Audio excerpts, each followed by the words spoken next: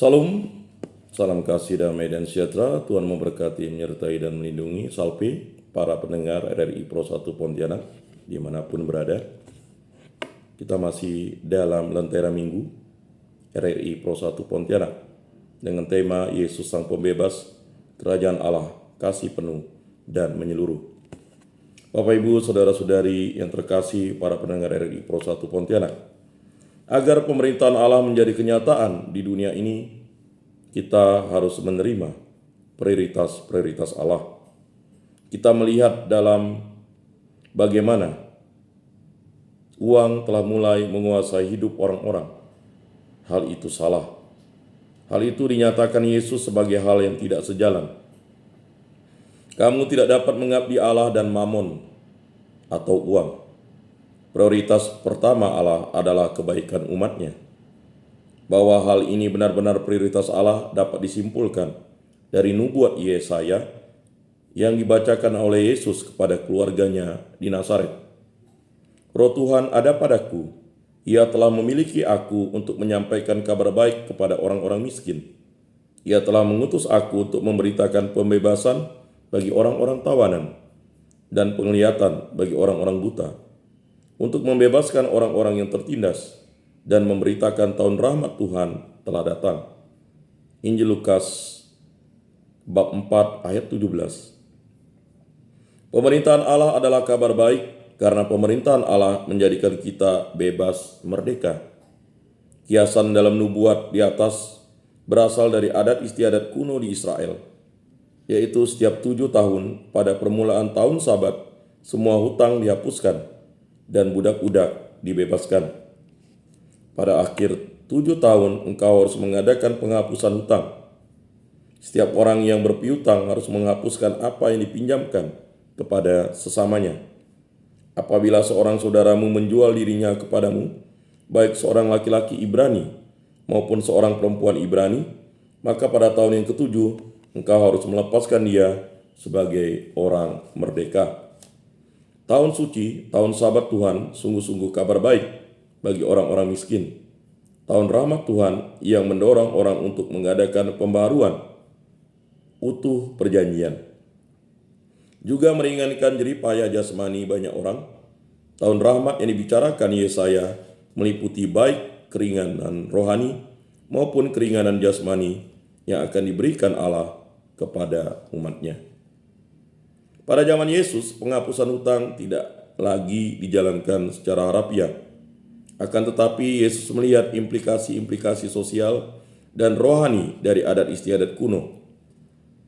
Jika Allah memperbaharui hubungannya dengan kita, maka kita pun harus memperbaharui juga hubungan-hubungan kita satu sama lain. Satu implikasi yang jelas ialah sikap mengampuni.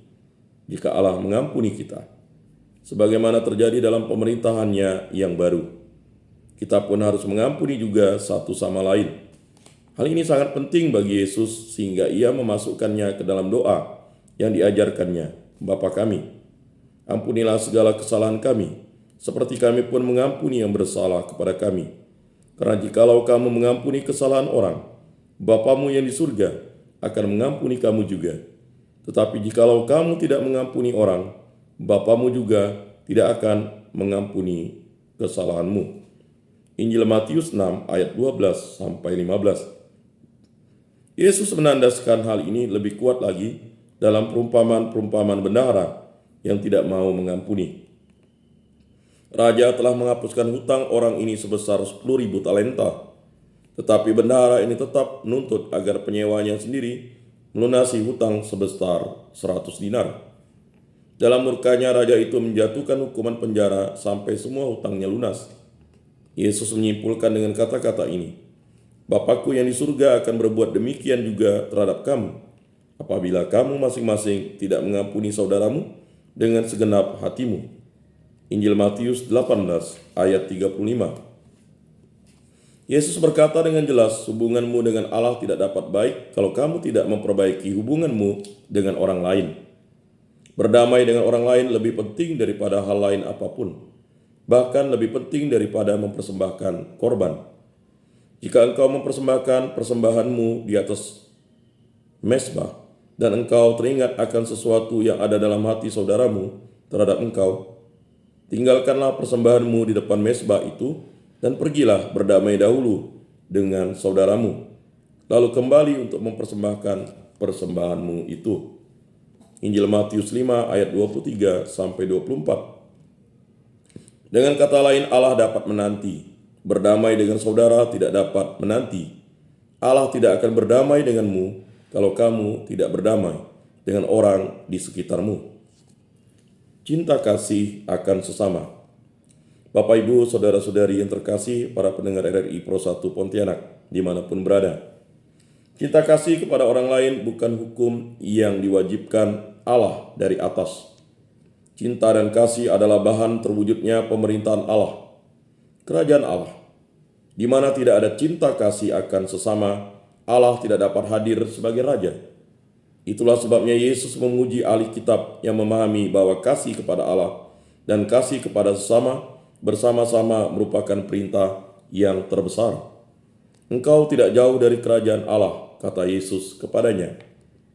Kedua bentuk cinta kasih itu merupakan kesatuan yang sangat erat, sehingga pada waktu kita diadili kelak, kita mungkin mengharapkan untuk diperiksa bagaimana kita berhubungan dengan Allah.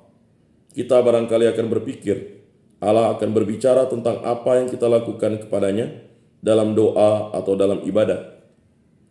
Tidak alih-alih Ia akan bertanya kepada kita, adakah engkau memberi aku makan ketika aku lapar? Adakah engkau menyambut aku ke dalam rumahmu ketika aku menjadi orang asing? Adakah engkau memberi aku berpakaian ketika aku tidak berpakaian? Adakah engkau merawat aku ketika aku sakit? Adakah engkau mengunjungi aku ketika aku di penjara? Dan ketika kita kebingungan sehingga tidak tahu menjawab bagaimana, Ia akan berkata, sesungguhnya segala sesuatu yang akan kamu lakukan untuk salah seorang dari saudaraku yang paling hina ini, kamu telah melakukannya untuk aku. Adakah cara yang lebih kuat dari itu bagaimana Yesus memberitahu kita bahwa bagi Allah, orang-orang adalah satu-satunya prioritas. Dalam dunia Allah, orang-orang selalu didahulukan. Bapak, Ibu, Saudara-saudari yang terkasih, para pendengar RRI Pro 1 Pontianak, kiasan-kiasan kerajaan Allah. Ketika Yesus mencoba menerangkan apa yang tengah terjadi dengan kedatangan kerajaan Allah, kerap kali Ia menggunakan cerita-cerita yang kita sebut perumpamaan. Ia akan memulai perumpamaan itu dengan ungkapan yang karakteristik. Kerajaan surga dapat diumpamakan ini atau itu. Hal kerajaan surga itu seumpama orang yang menaburkan benih yang baik di ladangnya. Seumpama biji sawi yang diambil dan ditaburkan orang di ladangnya. Seumpama ragi yang diambil seorang perempuan dan diadukkan ke dalam tepung terigu. Seumpama harta yang terpendam di ladang yang ditemukan orang. Seumpama seorang pedagang yang mencari mutiara yang indah. Seumpama pukat yang dilabuhkan di laut. Seumpama seorang raja yang hendak mengadakan perhitungan dengan hamba-hambanya. Seumpama seorang raja yang hendak mengadakan perumbahan dengan hamba-hambanya. Seumpama seorang tuan rumah yang pagi-pagi keluar mencari pekerja-pekerja. Seumpama seorang raja yang mengadakan perjamuan kawin untuk anaknya.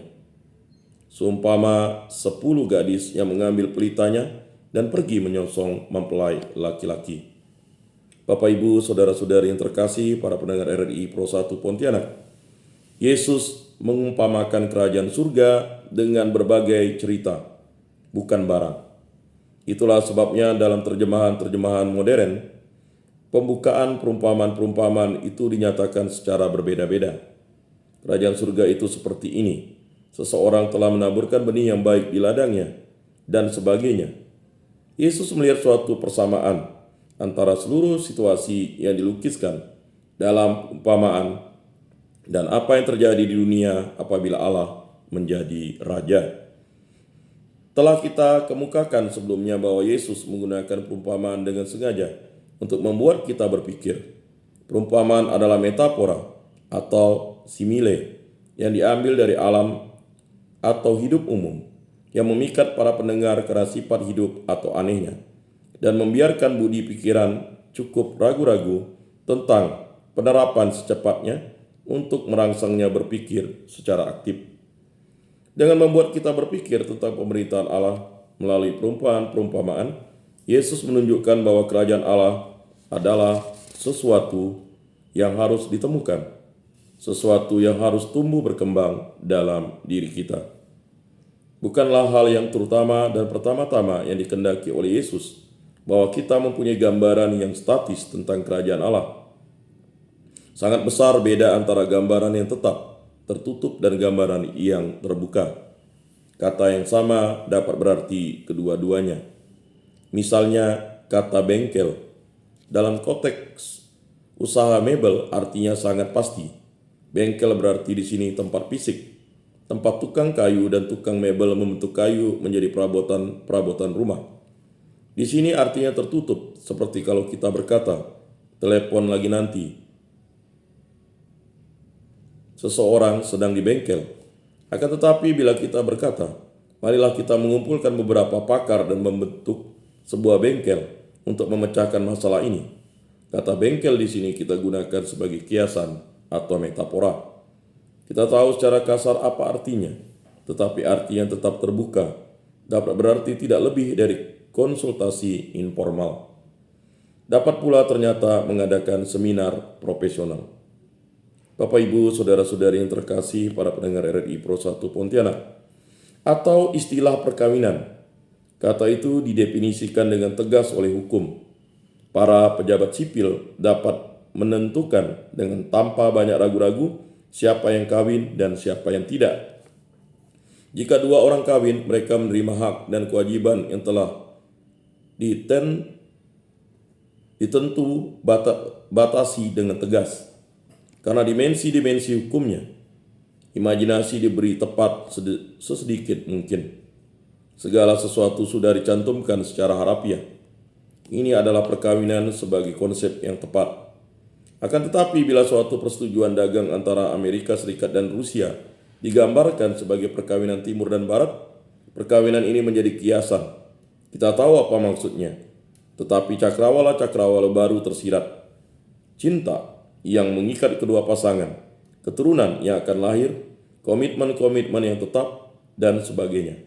Kata itu terbuka sifatnya.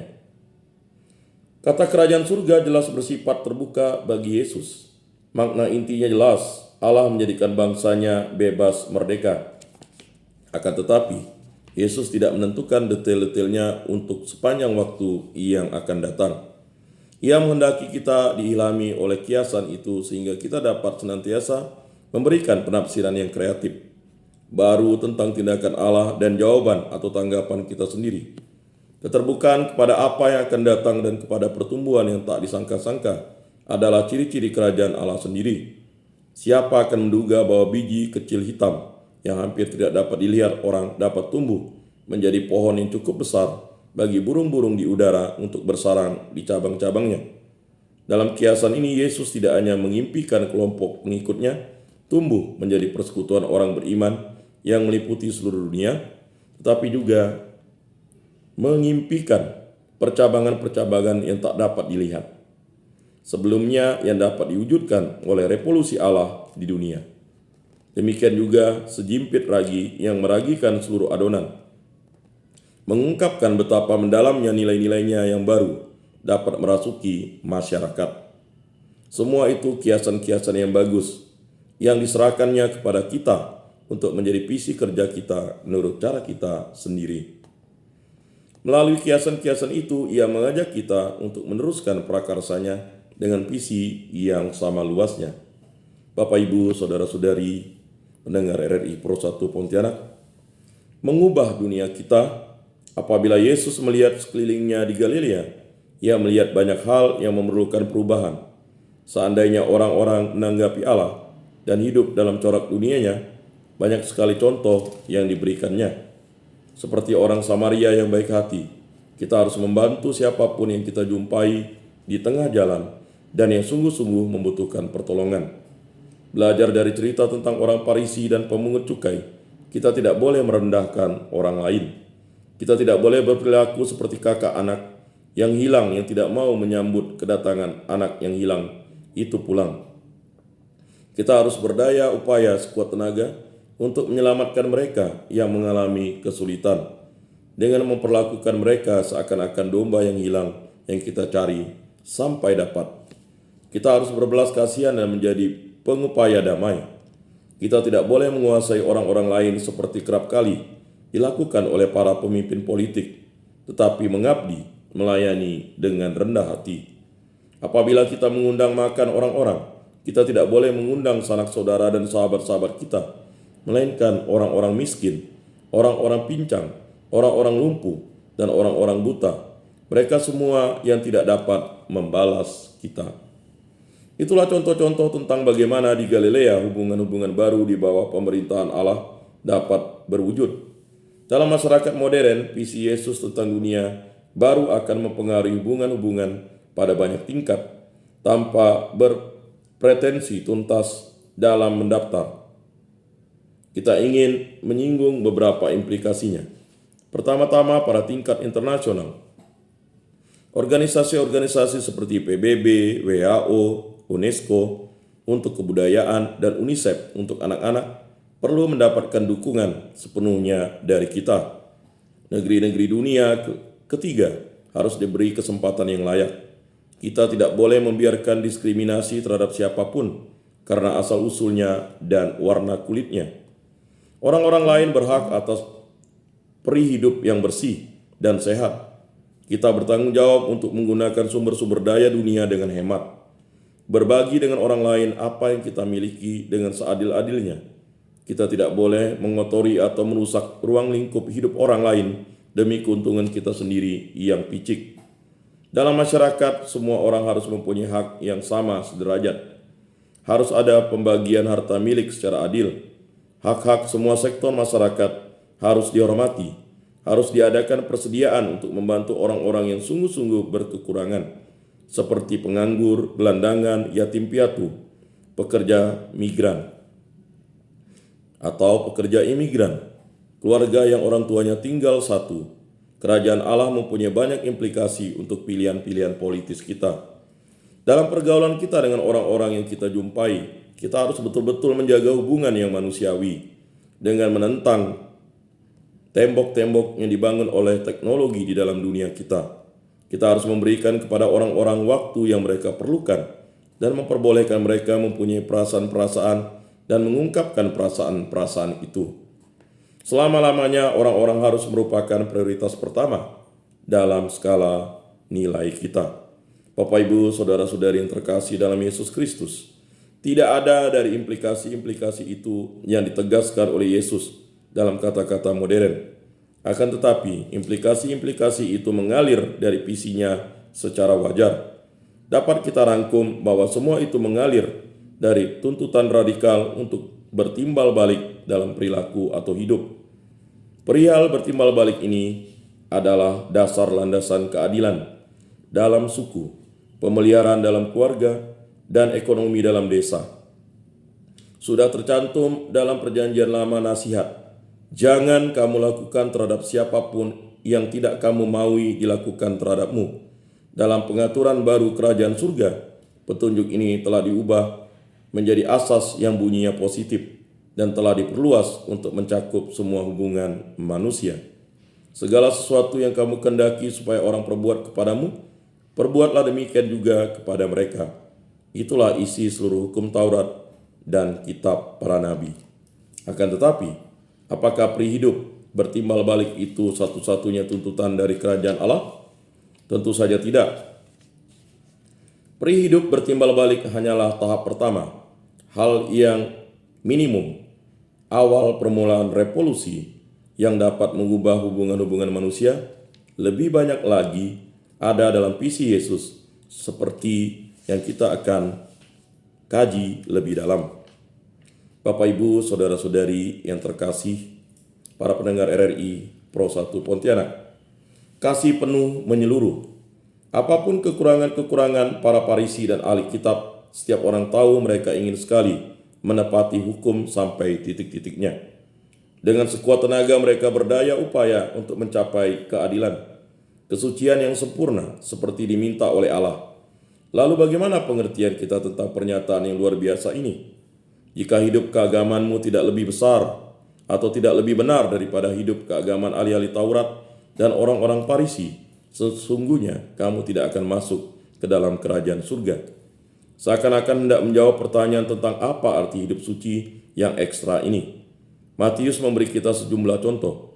Salah satu dari 10 perintah Allah mengatakan, jangan membunuh. Para ahli Taurat telah menyusun secara terperinci siapa yang harus dibawa ke pengadilan untuk diadili atas dakwaan pembunuhan. Akan tetapi Yesus berkata kita bahwa tidak boleh marah kepada orang lain atau menghinakan orang lain dengan sebutan-sebutan yang melukai perasaan. Sebaliknya kita harus berinisiatif berdamai. Perintah yang lain melarang perzinahan. Yesus menunjukkan bahwa kemurnian tidak hanya dilanggar dengan perbuatan. Kemurnian bermula dalam pikiran kita dan dalam sikap kita. Hukum Perjanjian Lama memperbolehkan perceraian, dan para ahli kitab berdebat tentang apa yang dapat menjadi alasan cukup untuk perceraian. Yesus menjunjung tinggi atas keutuhan perkawinan, sehingga tidak memperbolehkan perceraian. Para ahli kitab berdebat tentang kewajiban-kewajiban yang timbul dari nasar dan sumpah. Yesus berpendirian bahwa ada sesuatu yang tidak beres dalam diri kita yang mau bersumpah. Para ahli kitab berpegang teguh pada aturan pembalasan yang sepadan, mata ganti mata dan gigi ganti gigi. Yesus menyatakan bahwa kita harus lebih unggul dalam hal bertoleransi dan bersabar. Kita harus memberikan pipi yang lain dan memberikan mantol kita juga bila baju kita diminta oleh seseorang, dan membawakan muatan orang lebih dari 1 mil jauhnya meskipun kita hanya diminta untuk 1 mil. Bapak, Ibu, saudara-saudari yang terkasih dalam Yesus Kristus, dalam contoh-contoh itu kita melihat bahwa takaran ekstra itu terdiri dari berbuat lebih dari yang diminta oleh hukum. Sebab kita memperdulikan apa yang sedang dipertaruhkan. Kita tidak menepati yang minimum saja.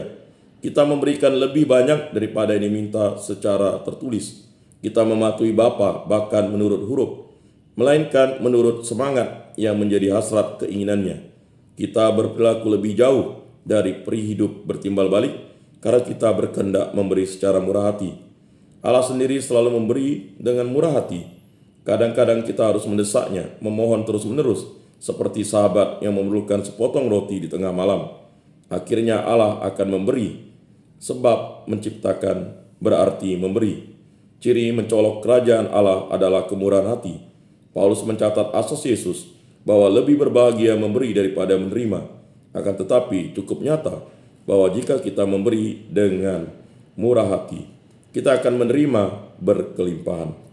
Berilah orang lain dan Allah akan memberi kamu suatu takaran yang baik, yang dipadatkan, yang digoncang dan yang tumpah keluar akan dicurahkan ke dalam ribaanmu.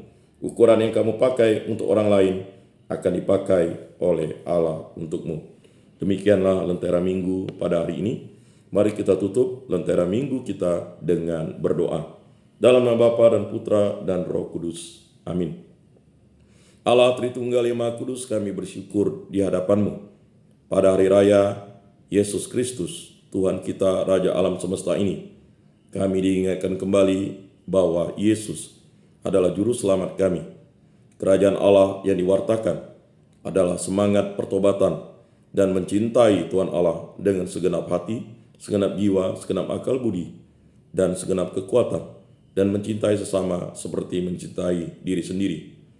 Kami bersyukur dan berterima kasih karena kasih Kristus yang menyelamatkan kami, karena pengorbanannya di kayu salib dan kebangkitannya, mewartakan kerajaan Allah kepada seluruh bangsa adalah misi dan tugas kami, sehingga banyak orang mau terpanggil menjadi saksi-saksi iman yang hidup, menjadi saksi-saksi Kristus yang mewartakan cita kasih, perdamaian, kerukunan, dan yang paling utama kerajaan Allah di muka bumi ini. Semua ini kami serahkan dengan perantaraan Tuhan kami Yesus Kristus, yang hidup dan meraja kini dan sepanjang segala masa. Amin. Dalam nama Bapa dan Putra dan Roh Kudus. Amin. Terima kasih untuk kerabat kerja RRI Pro 1 Pontianak. Salam kasih dan damai sejahtera. Tuhan memberkati, menyertai dan melindungi. Salve.